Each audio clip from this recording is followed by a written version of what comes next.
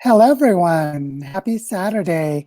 This is Joe Brewer. I'm your host and facilitator today for our discussion about the research agenda in bioregional design.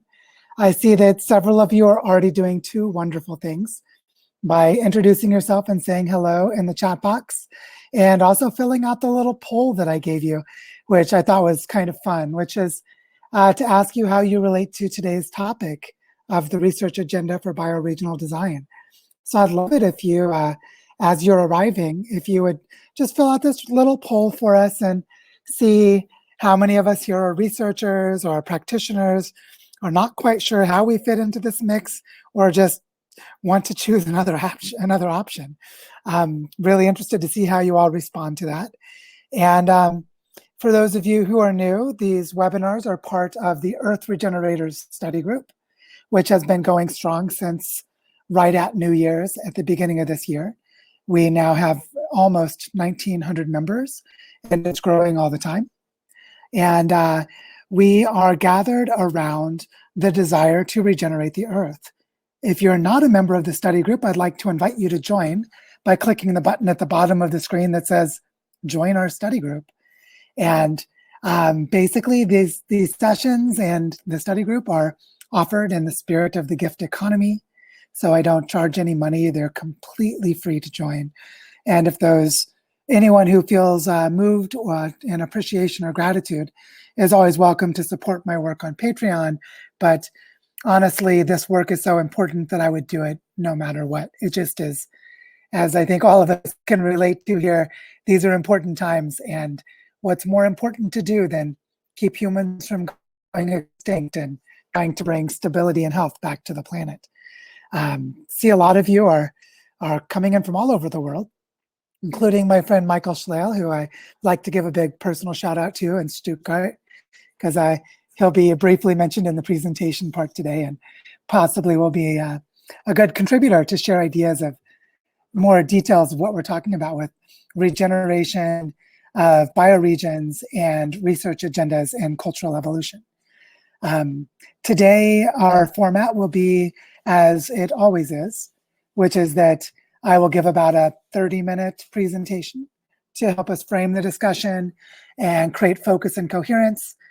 I encourage everyone to create side conversations and have your own exchanges in the chat box, because that sidebar and chat box tends to be a place of sharing links to other materials, discussions and debates, collaborations. People often share each other's contact information and become connected to each other. It's a beautiful place to collaborate, in addition to what I'm sharing with you on the main stage, as it were. And so I will be giving a presentation for about a half an hour. And during that time, if you have any questions or topics you'd like to discuss, I want to draw your attention to right here at the bottom of the screen where it says ask a question. Go there and type in a question, or vote for the questions you'd like to have answered. And we will be able to use those questions to shape the discussion after the presentation. And Crowdcast has this beautiful feature of creating shared video screens. So whoever asks those questions will be invited onto the screen to have a dialogue, and we can discuss their question, explore it more deeply, and try to come up with answers with it together. Also, I want to share that we are evolving in the Earth Regenerators Study Group, and Diego Gali and I don't know if he's able to join us today or not. I think he's not able to because he's traveling, but he has been helping to facilitate a set of community dialogues that follow these webinars. So on Monday, I will be hosting a community dialogue on Zoom, and I'll send out an email to everyone who registered for today's event to give you the link to join that call on Monday at 1 p.m. Central, which is the same time zone as Chicago in the United States. And so in that session this week, we will be talking about how we are creating decentralized governance with a training program that's about to launch in community facilitation for Earth Regenerators. That will help us to build capacity to implement the vision for research that we're going to talk about today. So a lot of stuff going on in the background in the community, and these webinars are a really nice rhythm every few weeks that we have been having them every other week since January to host dialogue around deep topics. Today, we're going to talk about the research agenda for bioregional design. And many of you will probably already know that I have a background in cultural evolution research, and I'm very excited to share with you a way of thinking about research for intentionally and consciously guiding the evolution of local economies using tools from cultural evolution research. So we'll be talking about that today in just a moment. But I'm looking now at the poll responses. For those of you who are just joining us, if you haven't filled out today's poll, it's just a little way of getting a feeling for how we relate to the group. I can see that we have 3 researchers, or 3 people who have voted themselves as researchers with a possible interest in collaboration. 7 people saying that they are practitioners doing various kinds of regenerative work that would like to learn more about how to become more effective. 8 people have said, you're not really sure how you relate, but you're very curious to find out, which is a pretty nice place to be. And 3 of you are like, I like these questions, but I don't quite fit those categories, but we'll figure out where you belong in this discussion as we go along. So thank you all for enjoying participating and making it fun for us to get a little poll started to help us feel connected with each other as we begin the webinar today. And just as the quick reminder, during the presentation portion, I will be in screen sharing mode, so I won't see your questions. But if you have questions during the presentation, go to the Ask a Question button and type in the question you have, and we will use those questions to shape our discussion afterwards. These webinars usually go for about 2 hours, so we will plan to go from now until roughly 3 p.m. Central Time in the US. I'm actually calling in from Colombia, so I'm just happen to be in the same time zone. And what I'm really excited to share with you today is how we can create the capacity to not only build and grow regenerative economies, but learn with great rigor and detail, how are we doing it? How does it work? How can we teach each other so we can replicate this from place to place using the best that scientific methodologies have to offer? And before I begin the presentation, I just want to say that I see this emphasis on science being strongly balanced by a focus on indigenous spirituality and ethical living. And while we're not specifically talking about that today, I consider it to be very important. And it has been a theme of discussion in other webinars with Earth Regenerators. So I just wanted to be really clear for those of you who may be new, that that is a balancing, integrative component of these discussions that I consider to be very important. With that said, let's get started with the presentation. So I'm going to start sharing my screen now and begin the presentation portion of our discussion. The topic today is the research agenda for bioregional design. And the Earth Regenerators Study Group is the first place to incubate and prototype the Design Institute for Regenerating Earth, which we talked about in the previous webinar. So this is something like an alternative university and a research consortium that we have been building up in various ways throughout the year, with a home base where my family is located in Barichara, Colombia, and the desire to create a network of collaborators in other bioregions. So today we're going to talk about research. How do we study bioregional design? How do we inform and improve it? And how the hell do we do it in the first place? And I think that will become clear from today's webinar. The first thing I want to say to give context to today's discussion is that back in 2015, I was given a really awesome job. I worked as a contractor with a nonprofit called the Evolution Institute, funded by a foundation called the John Templeton Foundation. And our job was to create a scientific society for the study of cultural evolution. And we created one, the Cultural Evolution Society. While we were setting it up, we created a survey of the members and asked them what other professional societies and research communities were they a part of.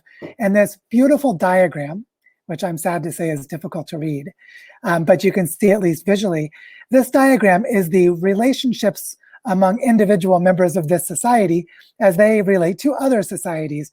And what we could see is that there's something like an archipelago, like a nested set of islands of isolated academic research communities that are all connected to each other in a hidden way by the people who study cultural evolution. So there are people in every academic discipline you can imagine studying cultural evolution through a variety of lenses, and mostly their structure of relationships is hidden. So we don't see this massive potential to integrate knowledge. And those of you who have read my book about Earth regeneration or have been doing this work for a while, you'll know that it doesn't fit within a disciplinary silo. There's no academic department in existence right now to study Earth regeneration.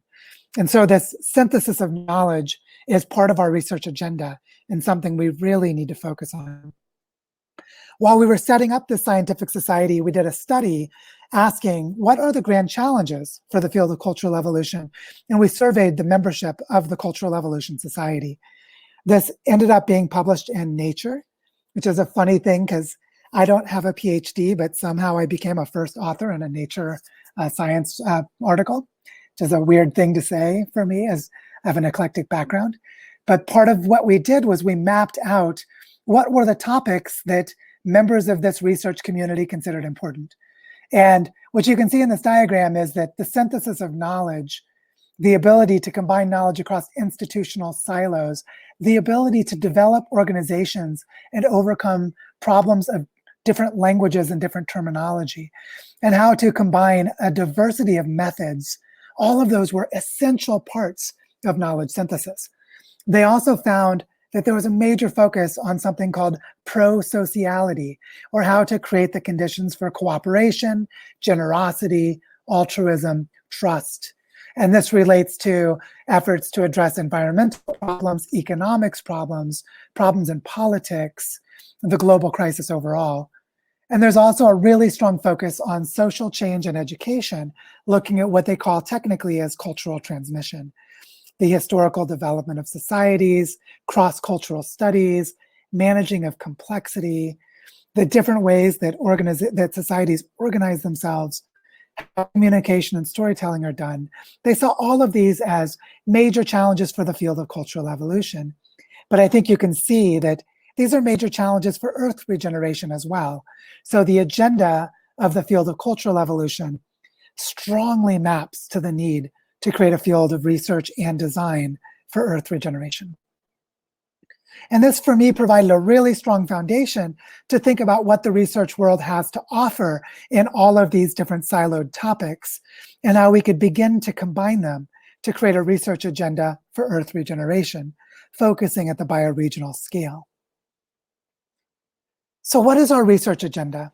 Well, to do research, we really need to have a problem to help organize the inquiry that we share together. And here's one way of framing the problem. Say the first claim is humans have degraded landscapes all over the planet to the point that the Earth is now in overshoot and collapse. And in previous webinars, we've talked about the planetary boundaries framework of the Stockholm Resilience Center and other ways of measuring that this is indeed the case. The second claim that I really articulated in the second webinar about the cultural evolution of our planetary predicament is that it is necessary to regenerate ecosystem functions at the scale of regions and territories to restore planetary health. And this is the only way to safeguard humanity's future.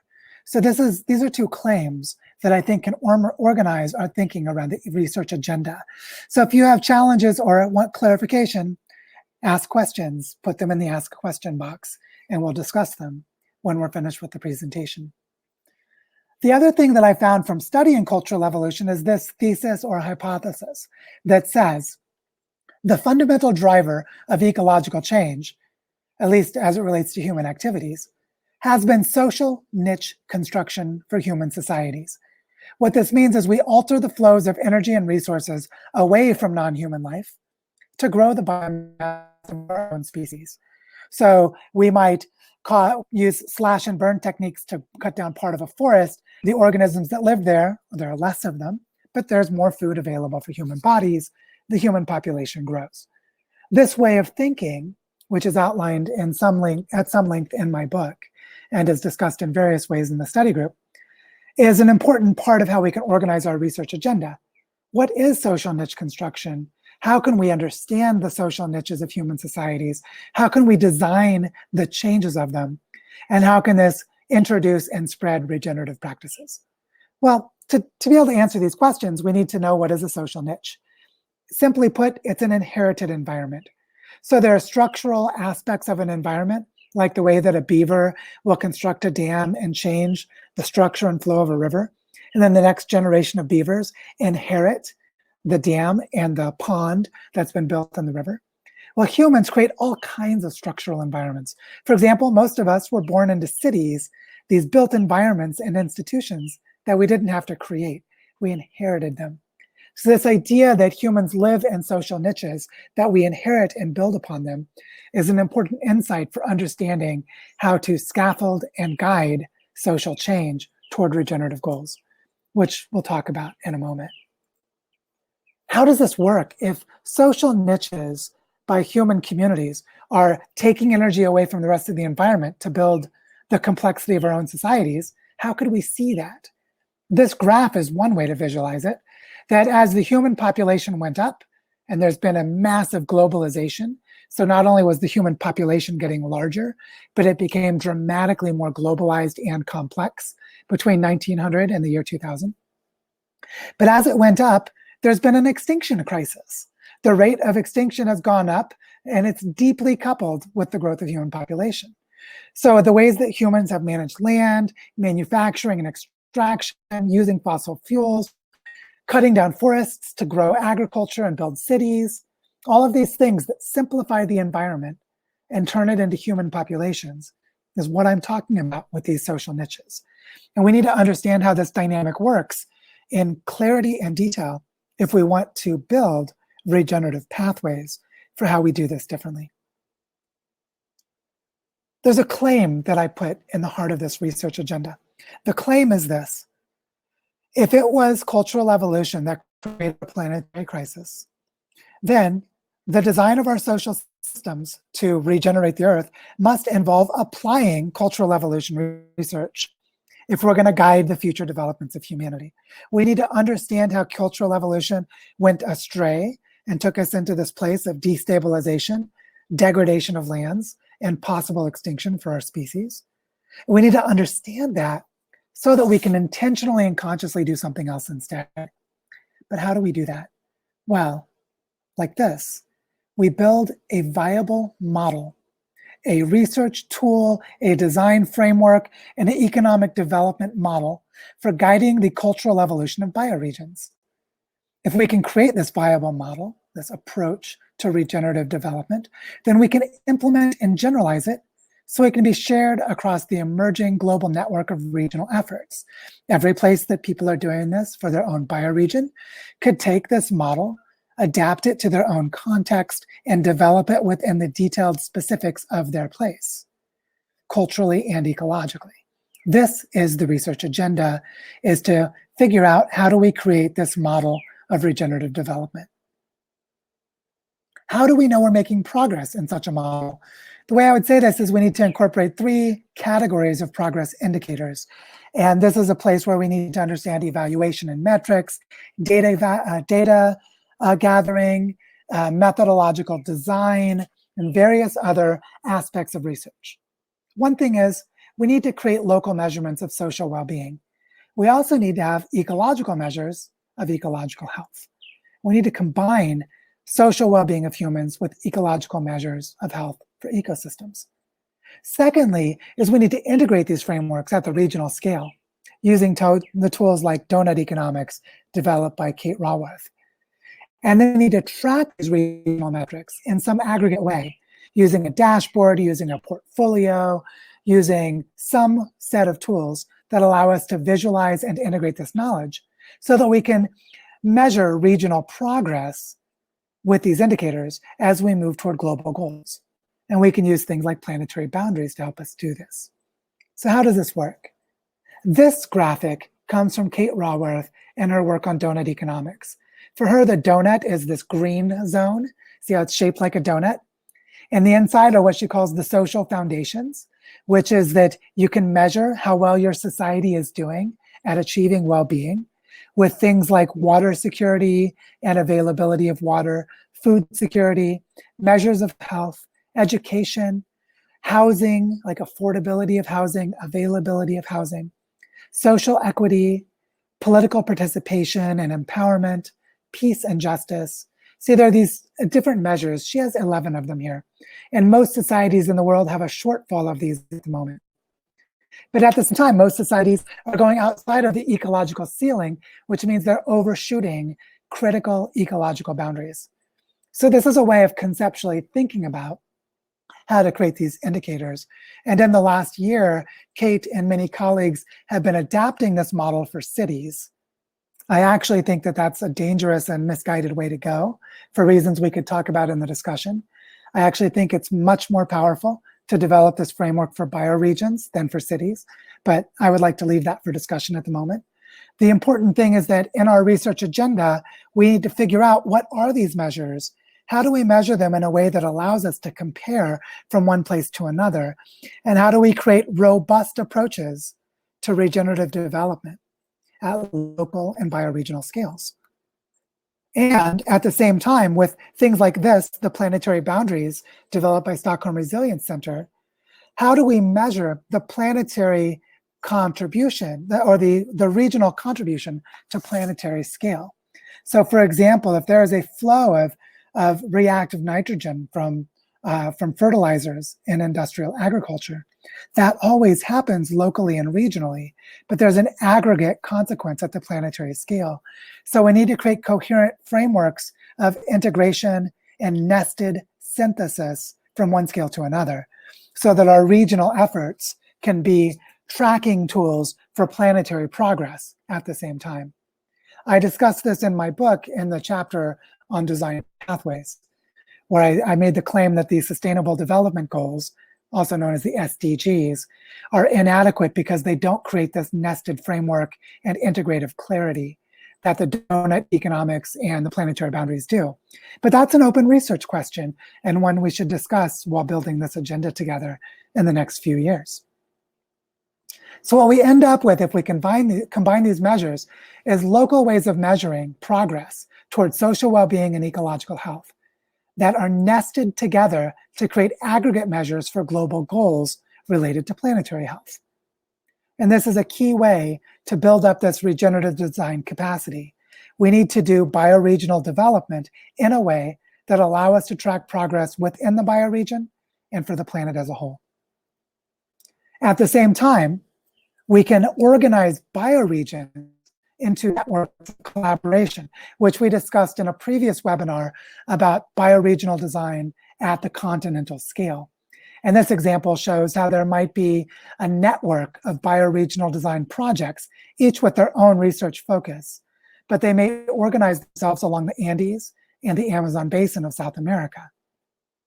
But within each of them is a nestedness of local projects, integrative landscape management, multi-stakeholder collaboration, agenda setting, cooperation of various kinds. Also, this holds at every continent. So what I just mentioned for South America, you might do for the Mississippi River in North America, or you might do for the Sahel Desert in sub-Saharan Africa, or other places on different continents. So we could imagine there being a research agenda to develop this bioregional design framework in each bioregion and replicate it across the entire planet. In this case, these visual graphics are showing watersheds and river systems, which is one way we might organize this research network. But what do these research projects study? Well, here's a quick summary, and then I'm going to go into more detail about each of these one by one. But the key cultural evolution processes that I've identified, you might identify others, and this would be a great discussion for us to have in creating partnerships. But these are 4 areas that I think are really important. One of them is the spread of information across social systems. In the field of cultural evolution, this is called cultural transmission. Another one is scale linking of projects, which is that we look at how local and regional to planetary, how these scaling across different levels, how they work together. In the field of cultural evolution, this is called multi-level selection. Another is looking at the structural patterns for the emergence of local economies. How do these economies emerge? what kinds of supports and patterns get in the way, which ones help, and all of this is about something called cultural scaffolding. And then the fourth bucket that I have is frameworks for collaboration among diverse stakeholders, which is about the study of cooperation and pro-sociality. So these four areas, cultural transmission, multi-level selection, cultural scaffolding, cooperation, and pro-sociality, are all things that need, in my view, I would argue, they need to be part of this research agenda. So let's look at each of these a little bit more closely. Cultural transmission. This is about how ideas and practices spread across communities. So there might be regenerative farming or some specific model of agroforestry. There might be a model of cooperative ownership and land trusts. There might be a way of educating children to develop sacred relationships to nature. There might be local currencies that you want to get people to adopt and use. Whatever the ideas and the practices are, we need to figure out how to spread them, how to implement them, how to gain adoption of them. So how do they spread, and by whom? Are there high prestige individuals? Are there specific organizations that can implement them as policies? At what level do we focus on spreading them? Do you spread them through families or through the church? How does this change from one cultural setting to another? All of this needs to be studied, and this is, broadly speaking, the study of cultural transmission. So you could imagine, 500 PhDs being gained at a network of universities studying different aspects of cultural transmission and innovation research. The diffusion of innovations is related to this as well. And so this is one domain of the research agenda. Another one, multi-level selection, can be thought of in this way. Human societies are organized at several levels. You have individual people, families, neighborhoods, cities, communities, nation states. Each of them have different dynamics at their own level of organization. The problem we have now is that there are weak selection mechanisms, meaning most of our societies do not move naturally toward bioregional collaboration. And this diagram, which may be difficult to read, summarizes multi-level selection. And if I just summarize it for you, you'll see its relevance. But if you focus a society on individuals, what this does is it creates a context that favors selfish individuals, and it undermines the ability of groups to cooperate. But if you have a community that really focuses on the groups, then what happens is it favors cooperative individuals within selfish groups. A group that outcompetes other groups will tend to win. But it will tend to win against selfish individuals, but that group could still be quite selfish. For example, ExxonMobil and other fossil fuel companies gathered together and cooperated very selfishly as a group to spread lies about climate science. And they did this while undermining the ability of separate nonprofit organizations that were all competing against each other for funding. So this group selection model has created catastrophe for climate policy. What multi-level selection does is finds these insights and says the outcomes depend on the balance of both effects. How do you create incentives that help individuals and incentives that help groups so that at different scales you can achieve different outcomes?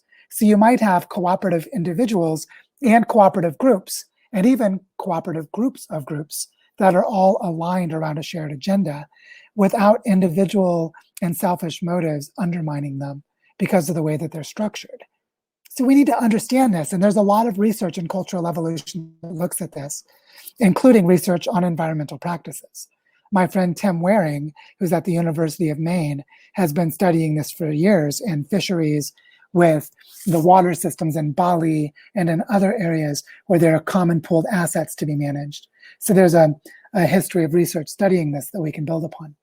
But multi-level selection is about these questions of different levels of social organization and the mechanisms and the processes that guide the evolution of the society overall. The third area, cultural scaffolding, can be explained like this. Scaffolding is the generative interactions between actors, artifacts, practices, and infrastructure. And all of these allow the culture to build upon itself. We actually had a previous webinar talking about cultural scaffolding for regenerative lifestyles. So you can go back and watch that one to learn more about this. But the key thing here is you might have actors, like for a small child, the mother and father, or the teacher at daycare, or the grandparents, or actors in the space. There are artifacts like toys and the shape of the room, different places like climbing a tree versus sitting on a couch in a bedroom or in a house. There are artifacts, there are different practices, pedagogically and in terms of interaction. And all of these together shape the kinds of structured environments that children grow up in. So this scaffolding enables them to develop in specific ways. The same can be said, by analogy, for how entire cultures work. So you might have a consumer market economy where the actors include things like brand marketing firms or venture capitalists and governments that have policies that subsidize or give tax benefits to certain practices. So these generative interactions create the cultural scaffolding. And this is where evolution and complexity meet each other. So you could be a complexity researcher or an evolution researcher to look at these dynamic patterns of evolution within human systems. And if this doesn't make sense, ask questions and let's discuss it during the Q&A. I know this one can seem a bit esoteric until you apply it to your own life. Another area of research is cooperation and trust. So with the right conditions, the right structures, the right processes, it's possible to design for cooperation. You can make cooperation more likely to occur. So we need to know how this works. And we've talked a lot about pro-social in the study group as a framework that could be used for this. And it's one that I think should be part of this research agenda. I'll speak more about that in a moment. But this idea of cooperation and trust comes from the fact that one of our biggest problems right now is, even though we have a lot of great solutions, a lot of resources, a lot of educated people, they're often fragmented against each other or incoherent in relation to each other, and they don't know how to build cooperation. So we don't achieve nested scales of outcomes. We really need to understand how this works to create the conditions for cooperation to regenerate bioregions. And of course, there's the need to study how we govern the commons. And I just wanted to give a quick shout out to Elinor Ostrom. She passed away about 10 years ago, a political scientist, the first woman to get the Nobel Prize in economics. And she did this by studying the evolution of institutions. What she found by studying a lot of real world groups that were managing real world contexts, herders who had the same grasslands, fisheries where the fishing industry needed to manage the same ocean bay or coastal estuary, things like this. She also did work with police stations and with firefighters and organizational management. And what she found was that there were 8 criteria for having groups work. And if you know what those criteria are, you can use them as a diagnostic tool set. And so this is a set of tools that we could bring into our research for cooperation and for multi-level selection to move up the scales of cooperation from individuals to groups, all the way to groups of groups. And this is what is actually done in the pro-social framework, which combines Elinor Ostrom's work with contextual behavioral science and with the study of multi-level selection in cultural evolution. And I think the summary captures it pretty well. It's the first change method based on evolutionary science that enhances cooperation and collaboration for groups, all types of groups, in all sizes of groups, and that this could actually be implemented at the global scale. And that's one of our goals, because pro-social is a research partner, and Paul Atkins, who's one of the founders of this framework, has been training some of us, and we're talking about using their research network as a partner in the work that we're going to do with bioregional design. So this is a topic we'll explore further in the future. Then, of course, there are frameworks like regenerative economics developed by the Capital Institute, which basically is the aggregate knowledge about how economies really are living systems, so we understand how to study them using the tools of complexity, ecology, and evolution. So we bring together the knowledge of living systems and the knowledge of regenerative economics to create these viable models for regenerative development.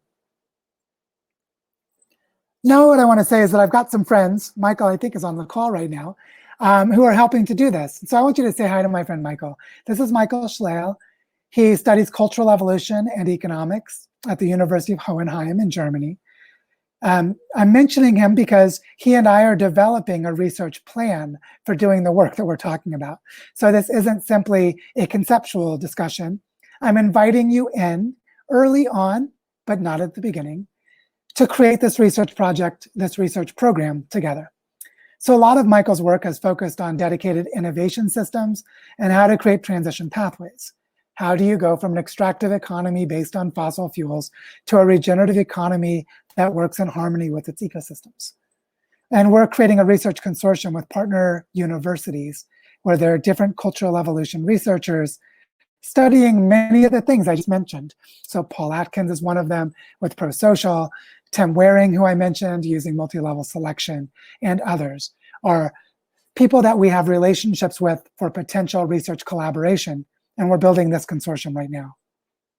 Another person I want you to say hi to is my friend Diego Gali, who many of you know because he's been leading the community dialogues for the Earth Regenerators.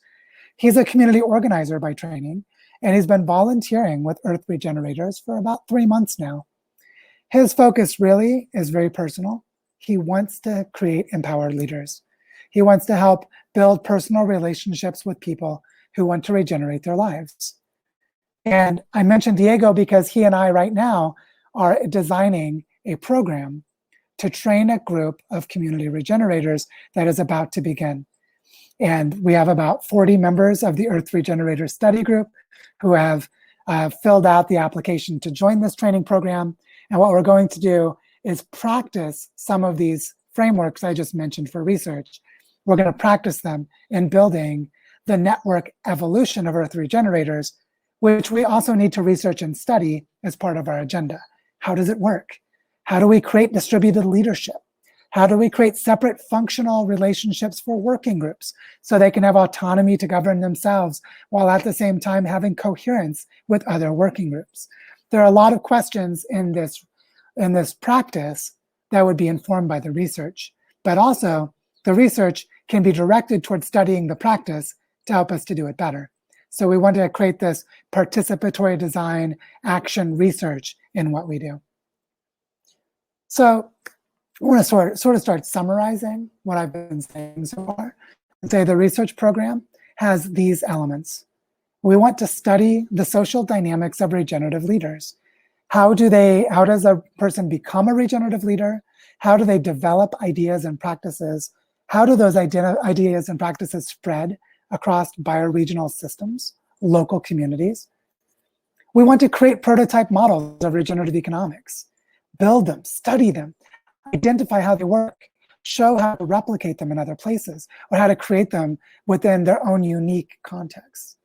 We want to experiment with bioregional investment models, meaning we want to study how value is created, how it's measured, how risk is managed, and how people invest their time and their resources in these bioregional projects. We want to create mapping procedures for bioregional design. Another partner for us is Alejandro Zagal, who's based in Chile, has been a friend that's starting to help bring GIS tools to mapping of bioregions because he feels it's so important for all of us to learn how to do this. And there's a community of people working on mapping and technology within our study group that could become part of this research agenda. We also want to cultivate pro-social models of cooperation. How do we study cooperation? How do we test and experiment with different ways of cooperating and really learn how they work? The partnership with prosocial.world will be very helpful for us to do this. And of course, we want to track these multi-level patterns. How does evolution unfold for individuals and families, for communities, for projects, for watersheds, for regions, for continents, for the planet as a whole? We want to learn how to do this. And I see these as the key elements of the research program. What's nice is this Design Institute for Regenerating Earth has already started. We have almost 1,900 members of Earth Regenerators, and we're starting this training program for decentralized leadership together with Diego. So we're beginning to develop a robust capacity to create this research agenda. The focus and timeline in the next 3 years is this. We want to train the first cohort of community regenerators in the next few months, which we're preparing to begin. That cohort will begin training in September, about 1 month from now. I'm going to open the Design Center, a physical campus and location in Barichara, Colombia, where my family lives.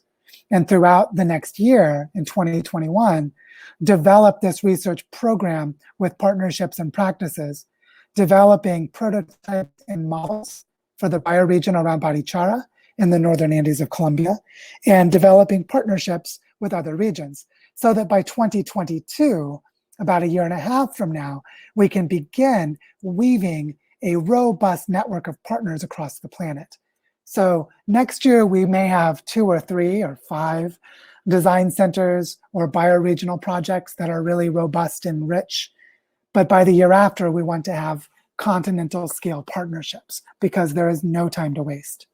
So this is something we believe can be done this quickly, and we're building it up with relationships among research groups at universities, people working at nonprofits, individuals, just a whole mix of different organizational models.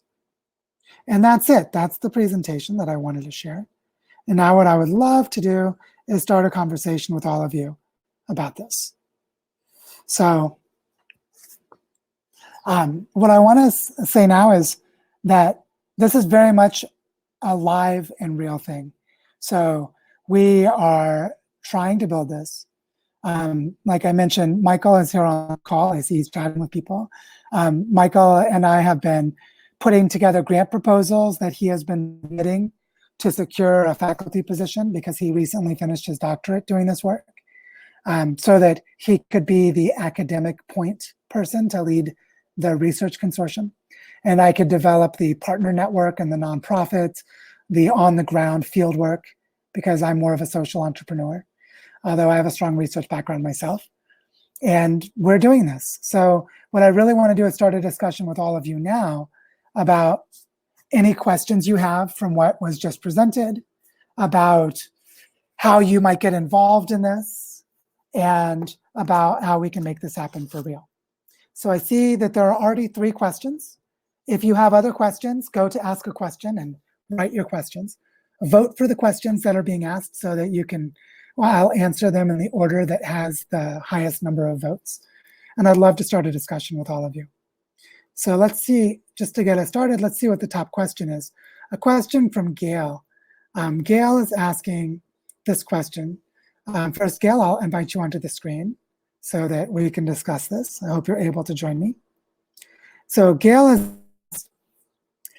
as I live in a land of clear cuts, logging is seen as just a part of the fabric of the culture.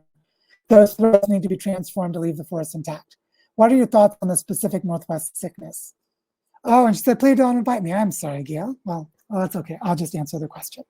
My thoughts on the specific Northwest sickness is that it has a name that was given by the Algonquin tribe in northeastern United States. Their name for this cultural sickness is Wetiko. And Wetiko is the illusion that humans are separate from nature, and then we destroy and consume that which we don't realize we are a part of. And so my thoughts on this sickness is, first of all, that it is a self-terminating pattern, just like how cancer causes the host to die, that this culture of sickness will kill itself. So we need to create protective buffers for all of the permaculture communities and regenerative communities in the Pacific Northwest that are already separate from and counter to this cultural sickness. Our challenge is really to help those regenerative cultures that are seeds right now. They're pretty small. Some of them are decades old, to help them survive as the dominant neoliberal capital system destroys itself. And so those are 2 of my thoughts in answer to your question. One is that the sickness has a name, at least by the Algonquin people, and it is Wetiko, or Wendigo is another name. And this Wetiko sickness is self-terminating. Just like how cancer kills its host or kills the cancer, Wetiko kills its host or kills Wetiko. And so you can't fight Wetiko, because that means you're presuming you're separate from it, which reproduces those conditions for Wetiko to occur. So there's a bit of a paradox in this.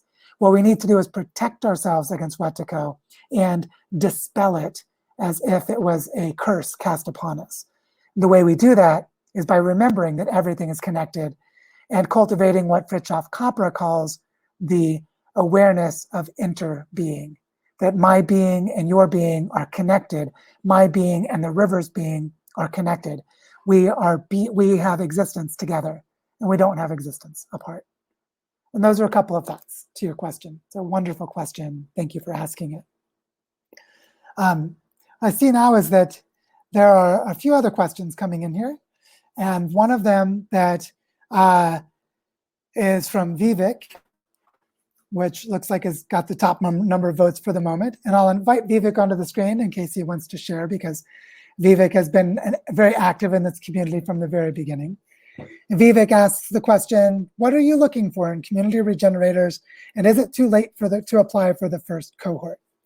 The answer is it's not too late to apply, because you have until, actually, no, we told people they had until last Wednesday. So it might sort of technically be too late to apply. But I do have, actually I have to find the link to the form. Hey, Vivek, how are you? Trouble hearing you. Uh-oh, I can hear you okay. Is it coming through now? Can you hear me all right? Maybe try just exit, come back in, or take off your headphones. So take off your headphones and see if that works. If that'll work or not. Because everyone else can hear you, and I think everyone can hear me as well as I can say.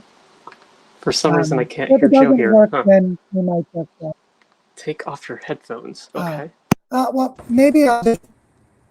Yeah, I don't know if it works or not. It's worth a shot to take off your headphones and see. Can you hear me now? Testing, testing. 1, 2, 3. I can't hear a single word that Joe is saying. So if not, no worries. Well, sorry, Vivek. I'm going to go ahead and just drop the video since it's not working, so that you can hear me again.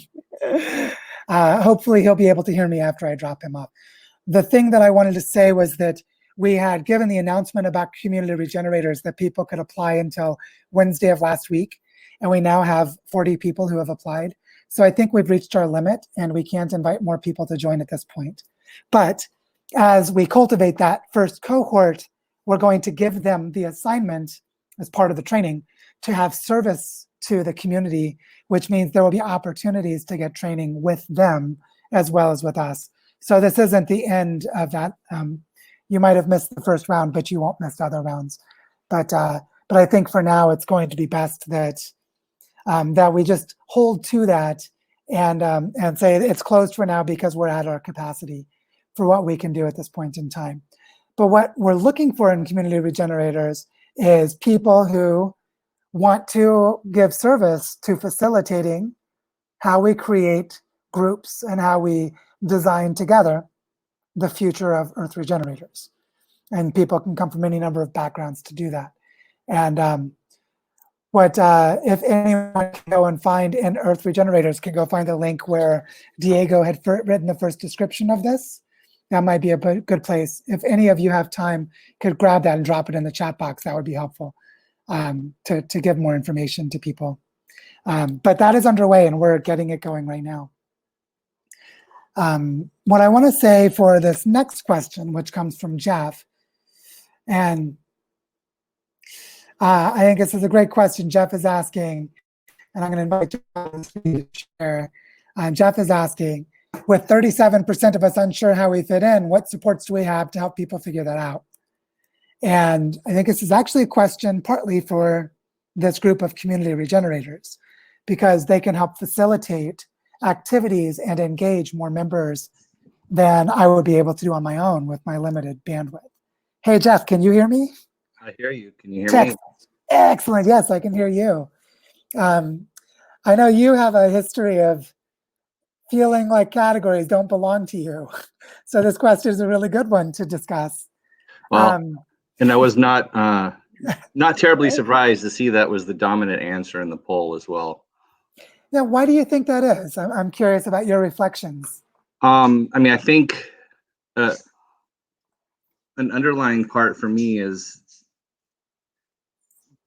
one aspect is this is sort of post-specialization. So many of us have multiple strengths and different interests, and they don't necessarily align to what we understand is needed. So it's really hard to go, well, I could use this skill set I have, but that's not really my passion. So I don't know if I want to throw that in to do this work that I'm passionate about, but I'm not sure that I have helpful skills in this area I'm passionate about that would be valued. So it's like how to shift perspective from, trading skills for money to devoting yourself to a lifelong practice of, getting regeneration going. Yeah, I think I want to ask everyone to use the chat box really quickly. And if you relate to what Jeff just said, put +1 into the chat box. I have a feeling a lot of people are going to relate to this. Just type in +1 if you're one of the people who feels like these categories of roles, these categories of job positions, of contributions just don't make any sense to you personally. See, I'm seeing them coming in. I thought this would be the case. So Jeff, thank you so much for naming that. I think this is just naming it is super important, first of all. And I think it also points to something else that, that you can also relate to, which is really important, which is we also don't know how to scaffold support for each other because of this problem. And I wonder, Jeff, if you might just speak to some of that again. So Jeff, for those of you who don't know, Jeff and I are old friends. We know each other really well. So I know that this is an active discussion for us historically. So I'm also not surprised it's coming up now. But I would just love, Jeff, maybe if you could share two things, if you could do this. I hope you don't mind me putting you on the spot. One is, what is one frustration you've had because of this mismatch between these roles and categories and your life? If you could share one frustration. And maybe share one moment or one thing you've done that's helped you to cope with it or address it. Just because I want to personalize this, and I'd just be curious about your answer to those two questions. Yeah, so I would say one frustration is sort of watching things develop in the community and seeing things coming together that, sort of come from certain experiences and backgrounds I have, but I'm not involved with it. And it's like, I would have really wanted to be involved with that, whatever was going on to make that take place, but I didn't know it was taking place and I wouldn't have known how to get involved. And then I'm sitting there going, God, that could have been me. What's wrong with me that I didn't see that was emerging and get into that conversation? So there's multiple vectors in my experience bucket that would intersect that, and it's sometimes really disheartening as I'm like, oh, well, that's what I was going to say. They already got it. Well, they don't need me, which is a very real feeling that's like not coming from outside of me, but it's like, I gotta wrestle with that. And on the second point, I think it's really, for me, resolved to my personal spiritual practice and just, knowing that, a lot of that is about me and the conflicted internal conversations that Wetiko drives in my head about how I value myself and how I see myself fitting in that aren't necessarily true or real, but the stories are active, and then I just the last couple of days, I realized I haven't worked out at all in years. Yeah. But the last 4 days I've done my morning workout out in the garden, pulling out landscaping cloth and tossing rocks around. And in doing that, I'm hour and a half of physical intense work, but I'm doing that oh my God, you should see when you pull the landscaping cloth off, it's just this smooth nothingness where nothing is penetrated and the soil is so sad. And to know that once we're done and we get everything planted in the ground, it's going to actually get into the ground, so doing that as a sort of a daily spiritual practice has been a way that I counteract all the thoughts in my head of just going out and there's research on the microbes in the dirt, right? Totally. Being in the dirt and getting dirty and moving stuff around, that's been my practice for that. Awesome. Well, I can tell by watching the fan club we have in the chat box that people are really resonating with your stories. So I just wanted to say how much I appreciate you as a person who's struggled with this mismatch between categories of the modern world and the real you. And I want to say that for everyone else who's listening, because I think that it's obvious that you are touching a nerve of felt connection with a lot of other people. So just to honor that for all of you. Thank you, Jeff. Thank you. Yep. And now moving on to the next question. Be well, my friend. Wow, that was for me was really powerful to just hold the personal nature of it. How powerful that is. Okay, I see the next question that's coming in here is from Carrie. And so Carrie, I'll invite you onto the screen. And Carrie is saying, how are you planning to fund this research? What other creative fundraising options have you considered? Ooh, yes, great question. And I see Anthony dropped in the comment stack as something below, which is an example of the kind of thing we might do. Carrie, I hope you're able to join us. What I'll say in getting started is that the way we're funding the Earth Regenerators group is gift economy. And so we're developing a framework of relationships where people feel like being generous. And the way that started was I role model generosity by giving everything away. And then some people give me money, and that's nice. But what's better is the people who volunteer their time and energy, which means we have interactions that don't require money. And so there's the dynamic of social norms, but that's one piece. But I was sort of saying that as filler while you were coming in. Hi, Carrie, how are you? Hi, welcome. How are you? Nice to see you. Nice to see you too. Yeah, I'd love to talk about this. Are you thinking about specific, either on the side of what's wrong with fundraising and how it goes bad and doesn't work, or do you have ideas of things that are spaces that could really help us that you see as promising as approaches or models? Like, or were you just asking for clarification? I'm curious. Any way you want to go with it? Yeah, well, I'm asking for, because I'm a PhD student currently, so I'm thinking about this question very actively at the moment because I want to do some research in this area and I'd love to join your broader group. But just generally thinking about, it usually requires people's time and effort. And I hear you, like it would be great if it didn't always have to come down to money, but I also think that we shouldn't limit ourselves and not accept money. So I think we can look at creative options on both ends. Yeah, I totally agree. When we set up the Cultural Evolution Society, it was the Templeton Foundation that funded us.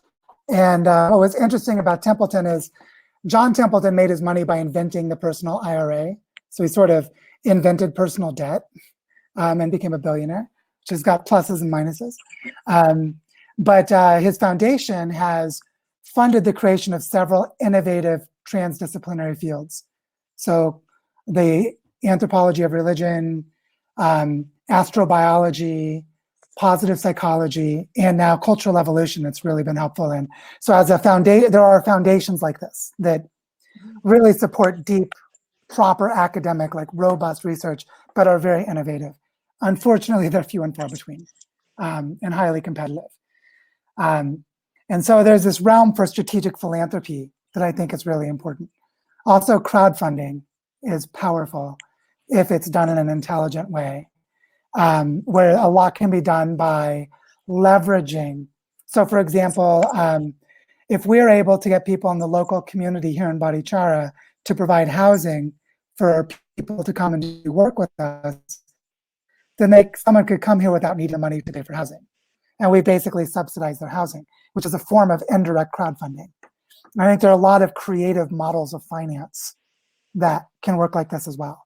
And then, of course, there's the leveraging of existing funding spaces. Like Michael and I have been looking at the German Research Foundation because he's at the University of Hohenheim, where there are specific domains where you can apply for research, but you need to know about them. And the key at the end of the day is your ability to network with other researchers, to form the partnerships and build really promising proposals. So it often comes back to practicing this cooperation to be able to create those models in the first place. But yeah, it's really challenging for sure. I'm curious if you just share a little bit, what kind of research are you doing and where are you based? We'd love to hear more. Yeah, I'm based in the San Francisco Bay Area, and I'm thinking broadly about just exploring bioregionalism through the integral lens using integral methodological tourism. It's kind of a mouthful. You can just say IMP for short. So that's broadly what I'm considering, but that's way too much to do by myself. If you're familiar with it at all, there are 8 zones. And so I'd love to actually do a collaborative research project with several other academics and to cover the full 8 zones of using IMP to look at bioregionalism. So it's quite broad, actually. Yeah, that sounds really cool. Are you looking at the development of like industrial sectors, policies, institutions, and practices? And like, I'm curious about your personal sort of like which lens or which element stands out as most interesting to you. I was really curious about that. If you're familiar with Ken Wilber at all, it's really his 4 quadrants and then an overlay of 8 zones on that. So it's looking at the cultural aspect, the systems aspect, the behavioral aspect, and then as well as what you might call the spiritual or consciousness dimension. So how the specifics will play out in each of those areas, I'm not entirely sure yet, but that's the direction I'm thinking about it going. Yeah, there's a network of research and practice in the interfaith and integral spirituality communities that have been partnering with David Sloan Wilson at the Evolution Institute to develop a framework that combines some of these. And as Michael's saying in the chat box, it is hard to sell Ken Wilber to academic foundations, which I think he's right. Wilber is very polarizing. Yeah, but I think the part that is really like crossover, meaning you can frame aspects in different ways, is the focus on whole systems thinking and systems approaches, and then looking at the different aspects of material flows, of consciousness and mindset, of stories, of cultural development, of human capacities, and like in Claire Graves' work on psychosocial development. There are various pieces that have enough crossover that it's mostly a matter of framing on a specific funding option. But this work, I think what you're describing, in a very important way, shows how outside the box some of this looks compared to existing funding in academic institutions, which is a real challenging is the mismatch between those. So I imagine this has been somewhat lonely and frustrating at times doing this work. What has it been like for you doing this work? Well, really, I'm just getting started in my program, so I'm at the beginning stages. I still have a year of coursework before I even start my dissertation. So, for now, I'm just thinking about it as kind of smaller projects that I can build into the larger dissertation with, perhaps. Yeah, well, I would recommend reaching out to Michael, since I see he's commenting to you in the chat box, have a conversation to see where your research might overlay into what we're developing, because that would be a good place to have just as a concrete next step. But this question of funding is a really big, really important one. So I appreciate that you asked it. And I'm just glad you're here. So Carrie, thanks for coming and being part of the conversation. Thanks for doing this, Joe. It's really great. Awesome. Well, I look forward to talking again and possibly collaborating in the future. Sounds good. Thank you. All right. Thank you. Bye-bye. Another thing about this funding question that I think is really important is the idea that we need funding to get started, which may not be the case, that we may actually have everything we need if we can see differently how our relationships work together. We might find pathways that can develop enough success and demonstration that makes funding easier in the future, which is a really important way of thinking about how to develop some of this work. So this is such an important question. Really appreciate it. I want to, before going to the next question, I want to just drop in a quick poll to see how we're doing, because we've been going for about an hour now. And the question is, I want to ask, how's everyone feeling? And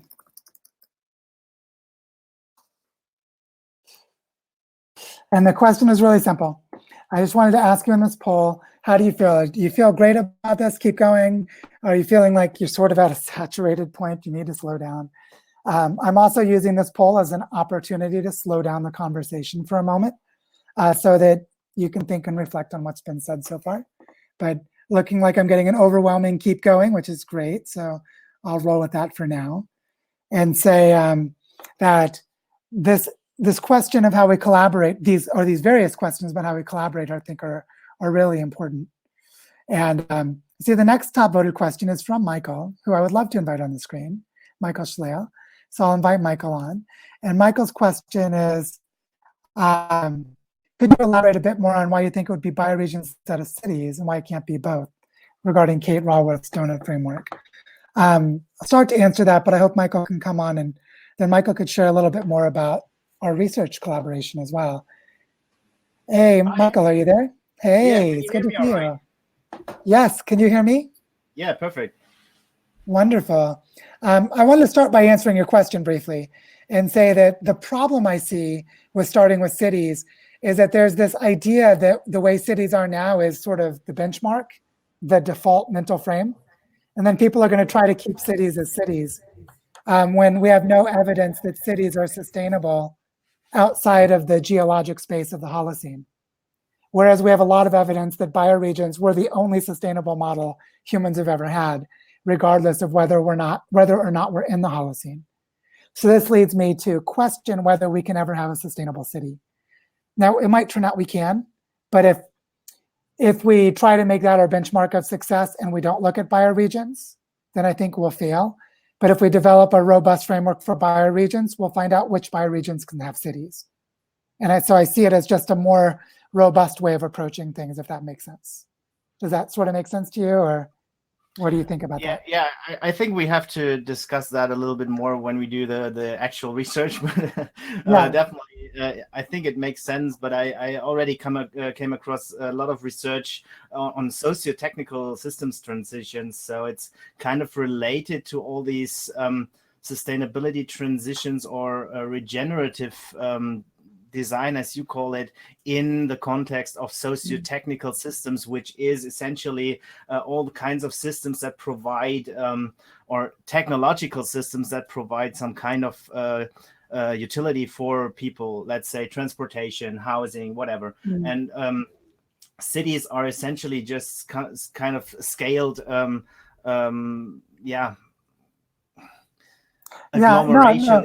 Population. So yeah, I think it's kind of I think it was Geoffrey West who wrote this nice book on scale, and essentially cities are kind of inevitable in some way when we think about multi-level selection and population dynamics, probably.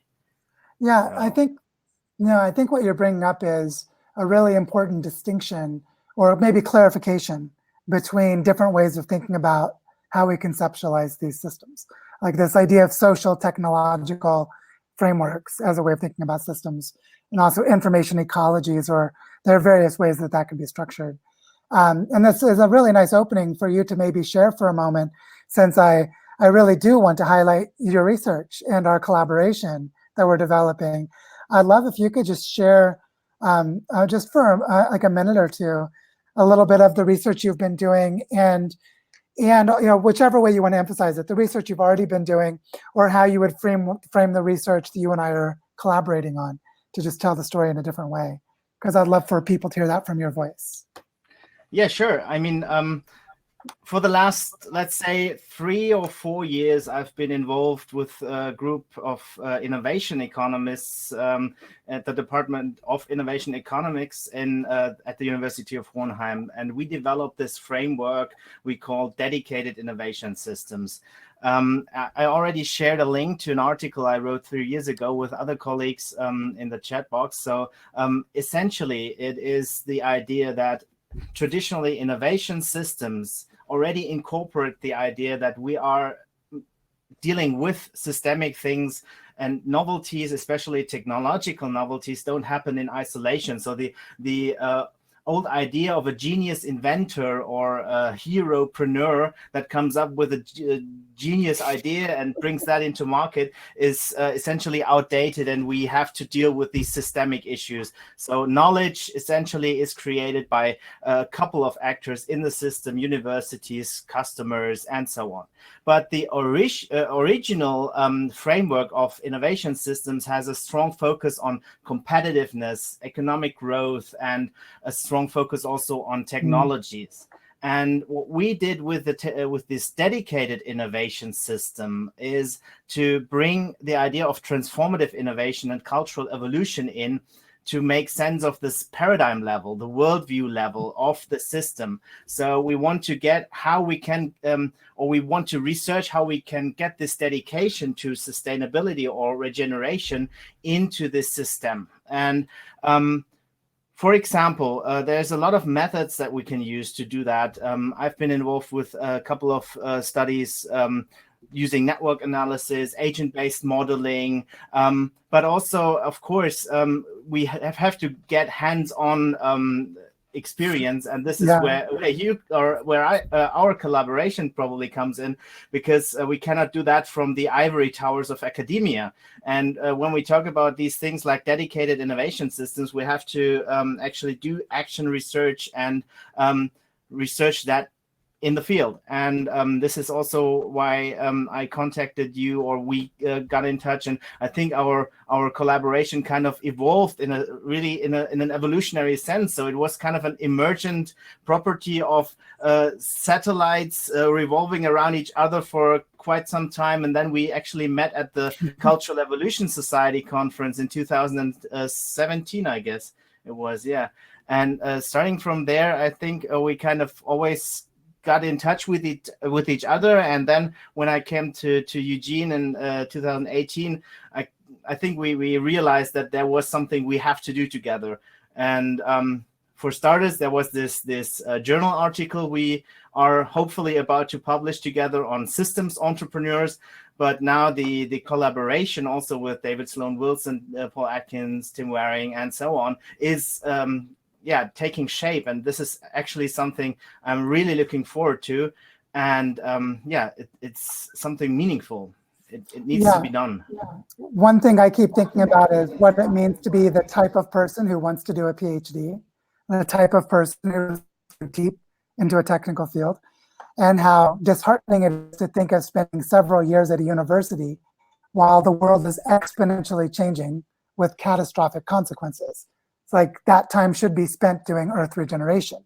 So this idea of combining the very important role of foundational research with the very important role of practice and actually doing stuff is like a match made in heaven for these times. Michael, thank you so much. I know you need to go soon. You'd mentioned you needed to head off to something else, but I'm really glad you're able to join us for the presentation and to share a little bit of your work, because others here can reach out directly to Michael or to me about being involved in this.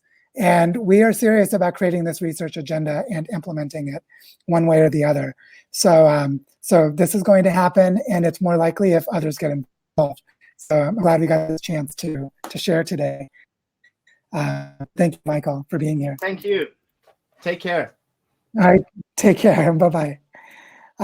Funny thing is, I didn't tell Michael I was going to do the presentation on this topic until just a couple of days ago.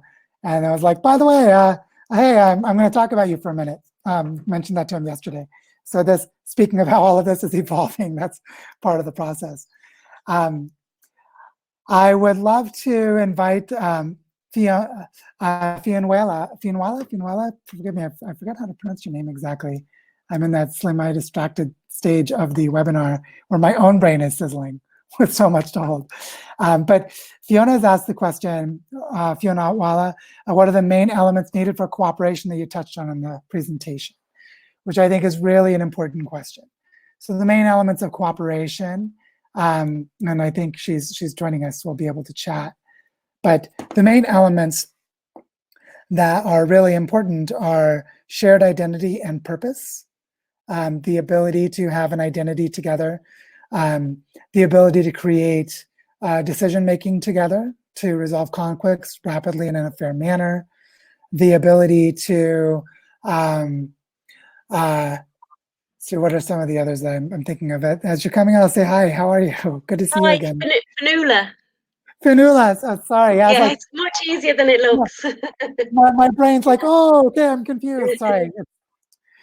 It happens. I'm also becoming like a competent Spanish speaker, which means that my brain is sort of jarred between two languages at the moment.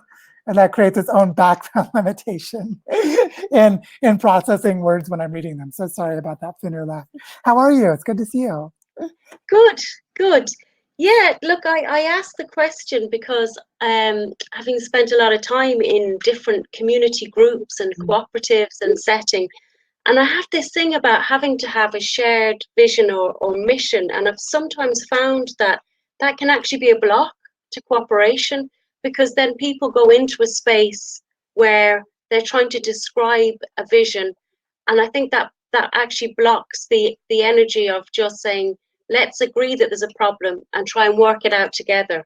So that was something that I just wanted to share, because I think sometimes we can get stuck on the idea of having to have a mission or having to see how all the parts are going to work. And I just remember some experiences of people coming along to the co-op and saying, okay, tell me what's going on here. And then we'd start explaining the whole idea of the co-op and this, the garden, this, the water collection. I said, no. Just give me a small job to do. I don't want to know about all of that. Just give me something to sand, or just give me something to fix. So I think sometimes we can get lost in thinking that we have to see everything that's ahead all the time. And sometimes just acknowledging there's a problem and starting to work on it. Solutions can come by themselves. Yeah, one of the things that's coming to mind for me is that within the pro-social framework, there's an element that comes from contextual behavioral science. And there's a really powerful insight from contextual behavioral science, which is the ability to have regulation of emotions and flexibility of psychological patterns of thinking and behaving. If you don't have flexibility of thinking and behaving, and you don't have the ability to regulate emotions, then people can't change and they can't adapt and respond. So there's this need to cultivate that. And part of cooperation is cultivating this adaptive intelligence among the participants. So this difference between everyone needs to agree to the mission and just give me a job to do is an example of being adaptive to context, which actually means there's no rigidity of rules or protocols, because that the humans involved can actually do stuff in a self-directed and intelligent way, which is an interesting element of cooperation that doesn't get talked about enough. But I just want to name that as sort of something that came to mind as you were saying it, because I think this human capacity to be adaptive and just share responsibilities and co-create is really, really important for cooperation. But what do you think about, for Earth Regenerators specifically, what do you think about how we are trying to develop capacities for cooperation? What do you see as either working right now or not working that we can use as part of our scaffolding for making this stuff happen? I think for me, what really helps me is where I feel a green light, which is like something that I get and connect with and just want to find a way of jumping into. So sometimes that's something that's written that really sparks something. And if there were ways that there could be some connection outside of or within the platform for that to happen. So I know some people, it'll be geography and wanting to find the nearest geographical people to them to start working together. And some it might be maps and plans that are more a kind of a community of ideas that can then eventually be put down into a space. So I don't know if that answers the question, Joe. Yeah. Well, it does for me well enough at this point. What I'm curious actually is for other people, and this is just an opportunity to sort of interact with the rest of the group for a moment, how other people feel Maybe do like a scale. Let's do 1 through 5. So in the chat box, put 1 through 5, where 5 is, I think we're doing a great job of cooperating in the study group. 1 is, I think we're really not doing a good job. And then 2, 3, 4 are somewhere in between those. So if we could get just a 1 through 5. So 5 is, I feel like we're doing a great job at cooperating in the study group. 1 is, I think we're doing a very poor job. 3 would be sort of, well, it's okay, cooperation, sort of what I would expect at this stage in the process. But I'd just love to hear that from people, if you could do that really quickly in the chat box, so we can see those of you who have been active in the study group. How do you feel we've been doing at our cooperation so far?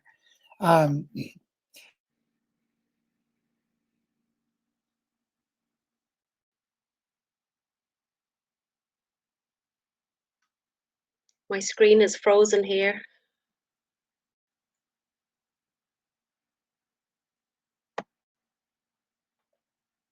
Oh yeah.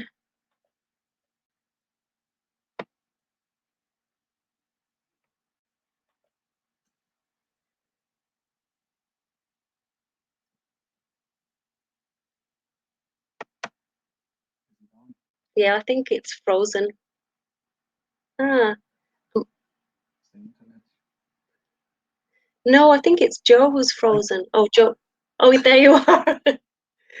Oh, did I disappear for a moment? I think you froze there. Yeah. Oh, but you're back now anyway. Oh. Well, look, good cooperation there. Yeah, well, thank you. I hope that the internet connection keeps working. Thank you. People are saying I'm frozen.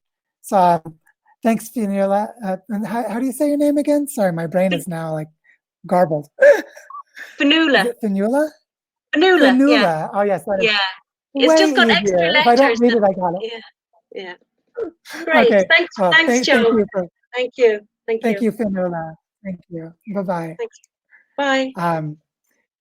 It seems that have I come back? Can people see and hear me okay now? Is it working okay? I hope it's working okay as we keep rolling for now.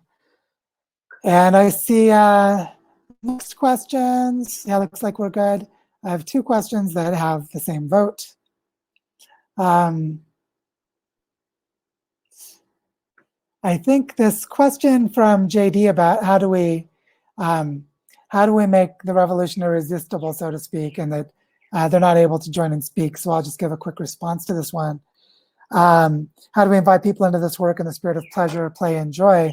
I think the way we do that is by creating really beautiful bioregional projects. Like when people see what my family is doing in Barichara, watching the way we're raising our daughter and playing with other kids, eating delicious food and other things. I think that kind of personalizing of our story as we live into this is how we make this irresistible. And there are lots of specific ways to do that. But that would be my brief answer, at least, to that question. And JD, thank you for asking it. I hope that answers it well enough. The next question I see on here is from Alex. And Alex is asking, anybody interested in the app that would allow bioregional data to be uploaded? Okay, I'm going to invite Alex onto the screen here, because we actually have a group of people in our network that are starting to address this in some ways. And it seems like Alex may have some ideas. So the question is, anybody interested in an app that will allow bioregional data to be uploaded and accessed? Something of a portal for NGOs, farmers, cooperatives, and regenerators. And Alex, I hope you're able to join me, because I just invited you onto the call. And what I want to say is that we actually have a group that is starting to do this. And the place where it's focused in the study group is under Earth Regenerators. There's a groups tab in the sidebar. One of those groups is the Earth Regeneration Fund. And that group is currently building a dialogue around how to do this. And we're developing some of these capacities. So part of this is about how do we facilitate it. And so one of the things we're going to do with the Community Regenerators training program is we're going to ask some of the participants to group, well, all of the participants will be placed into groups to do what we call mutual learning. So they'll be asked to do a teach-in to the other members of the group. And we want to propose a group that suggests this technology and mapping focus. so that they can start to coordinate this to teach the Earth Regenerators group overall. And so the way that we're trying to develop this now is organizing a team that can facilitate a community process so that we can actually build, if it's an app or a network of tools or a way of learning, sort of like a design team that can teach other people to be design teams. We want to really map out that space in a robust way and then roll it out into the community, because this ability to map data onto bioregions, ecological and social data, is going to be so important. And so, so that is an area where we have a lot of active interest and some active work going on that you'll start to see more of and can get involved in the study group throughout the next couple of months. So, so there's a lot going on there. Just want to stop for a moment and recognize that we've had almost 15 people have left the call in the last maybe 10 minutes. And so I just want to acknowledge that we're now at the 90-minute mark. And so I just want to, I want to ask another poll.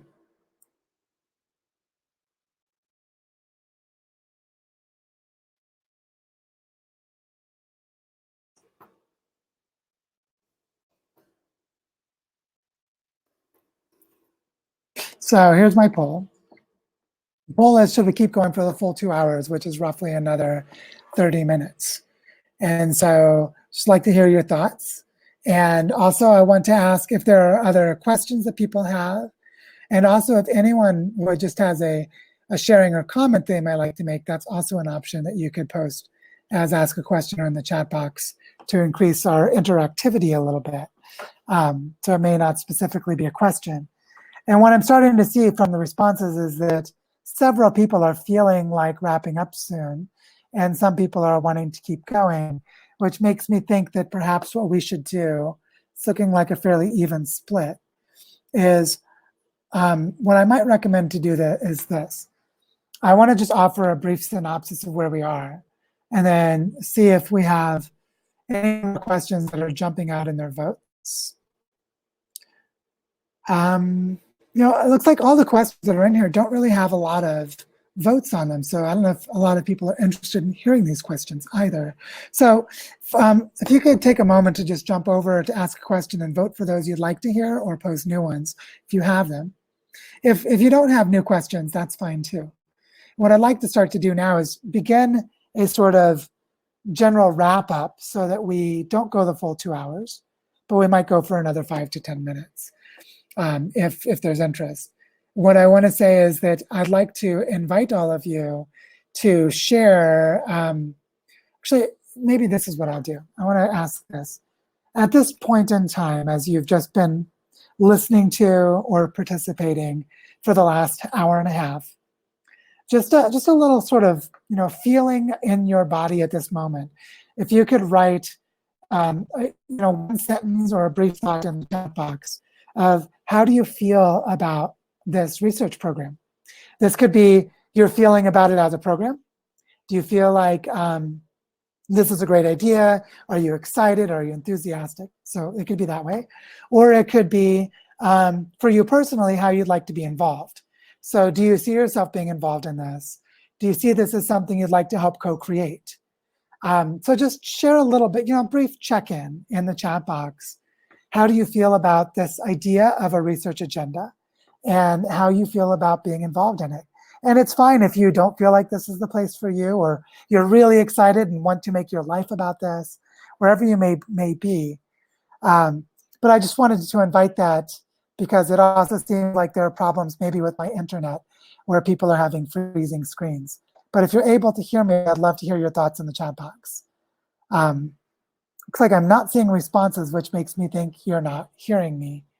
And if that's the case, then I'll go ahead and just wrap up and let this end. So I'll give this a moment longer and say, for those of you who'd like to be involved in this, oh, I see people the responses are coming in. I guess I had a time delay. And what I really see, just reading through some of your responses here, Jeff feels like a prototyper. Fanula feels like she just wants to get a green light for this project and hope to help co-create. Okay, green light, let's do it. Just think about what you might like to be involved in and send me a message. Or wait for the prompt that feels clear to you, Fanula, and we'll go from there. See David having an interest in the research agenda. So again, this is self-directed. If you feel like there's something you'd like to do, think about it and reach out to me. Shimon is feeling really positive about the forward movement and wants to support the process, sees the platform as helpful at this point in the process. Carrie, I hope that you have that conversation with Michael and that brings clarity for how you can participate. Tanya is asking how to resource herself. Tanya, what you might do is, Tanya, think about your resourcing needs and develop a package, a proposal. Like if you're say, I'd like to have 2 months of time where I could travel and visit regenerative project, or whatever it is for you. What resourcing do you need to take a pause to reflect? And then bring that back to the community and send it to Diego or me, or send it to the community as a whole by posting about it. Midi is saying she feels like she's still arriving and not clear. That makes total sense. This is a lot to chew on. I just had a funny little jump where Vivek says he doesn't feel like a true academic researcher, but Vivek, you're a fantastic researcher. I have evidence of this. I love the research you do.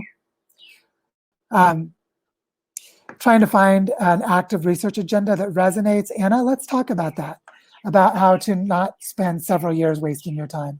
Reach out to me and let's have a conversation about how we can co-create the opportunity that you need, because I know you've been very engaged in this process for months now.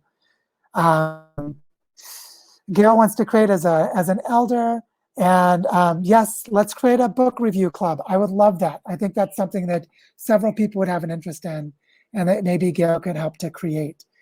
I see also that, there's everyone, Ayata is saying very excited about the research agenda and working on refining her own life. Really, I think this is super important. Sandri talking about the Riviera Maya, the Ancestral Aquifer Alliance, and other similar projects. There is a lot going on in Latin America that I know about that is related to this work. The book club idea, yes, see, everyone is jumping on that. I really would love to see someone step forward to host the book club. So if anyone feels like you might be interested in hosting the book club, what I would suggest is create a post in the group saying you'd like to create a book club and see if you can form a team that would create it and do it together. And just, you are empowered. There's your green light, as Fanula would say. Please just take the lead on that. And I think it would be wonderful to have a book club, and I would be happy to help and support it. So super important. And Vivek is saying there's already a regenerative ag book club you could also consider joining if you don't want to reinvent the wheel. So consider that one as well. But I think this is really helpful for us to start a wrap up soon. And I see that there's one new question that was asked. And just want to say first to David's question, yes, I've heard of the India's Water Games from Pani Foundation and shared their video in the study group. Doina was asking, can we get a video to share? Yes, just come back to the same link that you came to view this and participate, and there will be a replay that automatically is loaded a few minutes afterwards. So that's a really important question. And I see Tanya saying, what are ideal project ideas to adapt to this framework? The ideal is to think bioregionally and see how your project relates to bioregions, and then look at how that fits. And then we make that ideal by doing the work together. And I see that Anders and Alpha have a question that's gotten a lot of votes, which is having a project designed for a regenerative business incubator. How do I select my collaborative design centers for this collaboration? And I actually want to just answer this one quickly and say, the way we do this is we co-create these criteria. So in the study group, we're creating a network of facilitators that will help us build capacity in the study group. And we will learn how to co-design. And we need to co-design the criteria for participation. And Leo's just asked a question in the chat box about creating an investment club, which is related to this. One thing I want to do is have facilitators who help create transparency and oversight for crowdfunding within the Earth Regenerators so that we can do that well. And that is one of the goals for the near-term future. So we're going to build this within the network and do it together. And that's the answer for these questions. What I want to say now is that I feel like we're sort of at a place of being ready to bring this conversation to a close for the sake of the webinar. And I want to say anyone who is interested in being involved in this research agenda, go to join our study group if you haven't done so already. If you are in the study group, pose topics and discussions there, or reach out to me using the messaging tools that they have within the study group to send me a message and start to get involved. Also, we will share very soon an update about this training program and how we're going to evolve the structure of Earth Regenerators so that we can co-create this together. And I'm really glad that we have this opportunity to share these dialogues in the webinars, but also have the study group in between. And I will send out a message tomorrow with a brief update, inviting everyone to the community Zoom call that will be on Monday. So if you're interested, 1 p.m. to 3 p.m. Central Time, we'll have, or 1 p.m. to 2:30 p.m., we will have a Zoom call about the training and about the evolution of the study group and how it relates to this research agenda as we're building these capacities together. So I hope that you'll be able to join us for that and that we can co-create there and have a little bit more, small group discussions with breakout rooms and such in that space. And otherwise, I just want to say thank you all for being here. Really an honor and a pleasure for me. And I just want to co-create this together with all of you. So let's do it. So thank you very much and enjoy the rest of your Saturday. And we will talk soon.